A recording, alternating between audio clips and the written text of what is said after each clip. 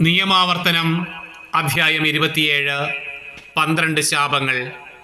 അന്നു തന്നെ മോശ ജനത്തോട് കൽപ്പിച്ചു, നിങ്ങൾ ജോർദാൻ കടന്നു കഴിയുമ്പോൾ ജനത്തെ അനുഗ്രഹിക്കാനായി Simeon, Levi, Judah, Issachar, Joseph, Benjamin എന്നിവർ ഗരീസീം പർവ്വതത്തിലും ശപിക്കാനായി Reuben, Gad, Asher, Zebulun, Dan, Naphtali എന്നിവർ ഏബാൽ പർവ്വതത്തിലും നിൽക്കട്ടെ.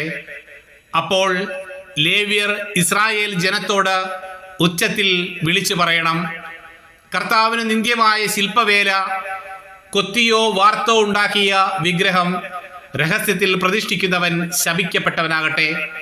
അപ്പോൾ ജനമെല്ലാം ഉത്തരം പറയണം, ആമേൻ. അപ്പനെയോ അമ്മയെയോ നിന്ദിക്കുന്നവൻ ശപിക്കപ്പെട്ടവനാകട്ടെ. ജനമെല്ലാം പറയണം, ആമേൻ. അയൽക്കാരന്റെ അതിർത്തിക്കല്ല് മാറ്റുന്നവൻ ശപിക്കപ്പെട്ടവനാകട്ടെ. ജനമെല്ലാം പറയണം, ആമേൻ.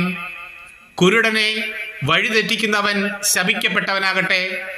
ജനമെല്ലാം പറയണം, ആമേൻ. പരദേശിക്കും അനാഥനും വിധവയ്ക്കും നീതി നിഷേധിക്കുന്നവൻ ശപിക്കപ്പെട്ടവനാകട്ടെ. ജനമെല്ലാം പറയണം, ആമേൻ. പിതാവിന്റെ ഭാര്യയോടുകൂടെ ശയിച്ച് അവനെ അപമാനിക്കുന്നവൻ ശപിക്കപ്പെട്ടവനാകട്ടെ. ജനമെല്ലാം പറയണം, ആമേൻ. മൃഗവുമായി ഇണചേരുന്നവൻ ശപിക്കപ്പെട്ടവനാകട്ടെ. ജനമെല്ലാം പറയണം, ആമേൻ. തൻ്റെ പിതാവിൻ്റെയോ മാതാവിൻ്റെയോ മകളായ സ്വസഹോദരിയോടൊത്ത് ശയിക്കുന്നവൻ ശപിക്കപ്പെട്ടവനാകട്ടെ. ജനമെല്ലാം പറയണം, ആമേൻ.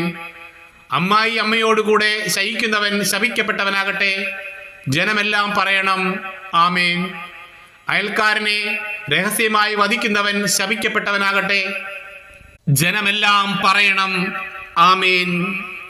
നിർദോഷനെ കൊല്ലാൻ കൈക്കൂലി വാങ്ങുന്നവൻ ശപിക്കപ്പെട്ടവനാകട്ടെ. ജനമെല്ലാം പറയണം, ആമേൻ. ഈ നിയമം പൂർണ്ണമായും അനുസരിക്കാത്തവൻ ശപിക്കപ്പെട്ടവനാകട്ടെ. ജനമെല്ലാം പറയണം, ആമേൻ.